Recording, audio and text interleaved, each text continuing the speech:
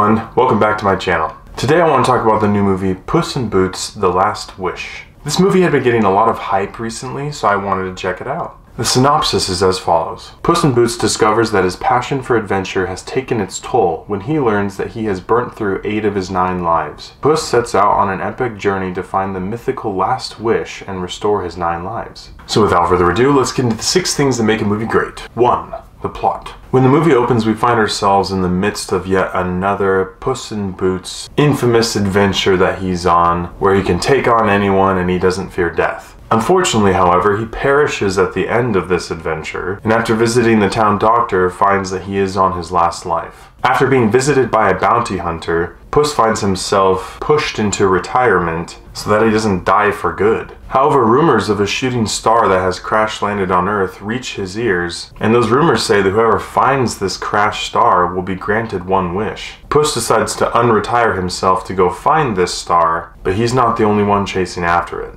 I really enjoyed the story arc of this movie. It had adventure, it had comedy, but there were a lot of undertones in this film that made it even better than what I thought it was going to be. Those subtones having to do with death and friendship and making your life count. And I was really surprised that a kids movie decided to go this direction, but happily surprised. This was a really enjoyable film. I like where the story ended up, and I'm glad I went to go see it. So for me, plot gets a thumbs up. 2 is family friendliness. Puss in Boots is rated PG, and there's very, very mild language, there's sequences of action, very mild scary moments, and the movie takes you very briefly through the 8 previous times that Puss has died. But it's all done in a very tame and humorous way, so there's not much to be worried about there. The undertones in this film having to do with life and death and appreciation for the life that you have, I think are presented in a way that's appropriate for kids and enjoyable for adults as well. So for me, family friendliness gets a thumbs up. 3 is acting and script. This movie had some great vocal performances. Obviously, Antonio Banderas plays Puss in Boots. Salma Hayek reprises her role as Kitty Softpaws. Florence Pugh plays Goldilocks. And I love me some Ray Winstone as Papa Bear. All of their vocal performances were excellent, and it was really fun to hear and recognize the voices behind these characters.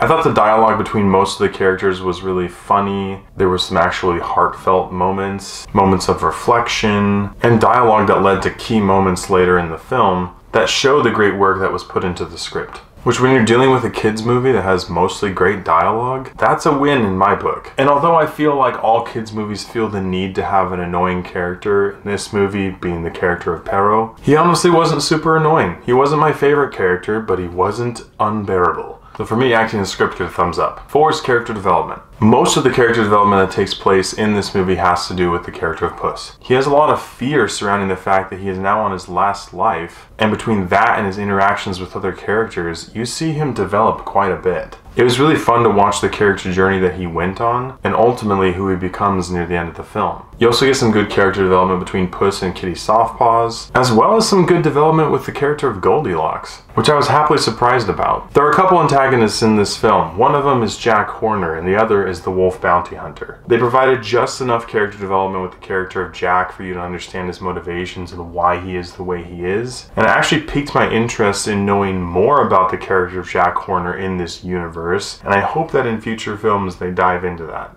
And the development that they give to the Wolf Bounty Hunter is just enough to make his role matter in this film, which by the end of the movie you know why. They did a surprisingly great job with character development in this film, so for me, character development gets a thumbs up. 5 is visuals and CGI. The animation in this movie was great, but the thing that I need to point out that just amazed me was the fact that this movie used multiple layers and animation styles, and that while you recognized it, it was all cohesive and worked really well. I thought that was really impressive and very unique. And it made me think of Into the Spider-Verse a little bit as well, which if any movie makes you think of that one, then you know that they've done a great job. Excellent job visually, and allowed you to stay in the film and not be distracted whatsoever. Visuals and CGI get a huge thumbs up. And 6 is rewatchability. This movie was 1 hour and 40 minutes long. It didn't feel long, and honestly, I would have been okay with at least another 20 minutes. This movie was very well paced. It had action and adventure and humor and really good undertones throughout the entire film. This movie was very enjoyable both for children and adults, and I'd say for me it's pretty easily risen to be within the top 3 best films in the Shrek franchise.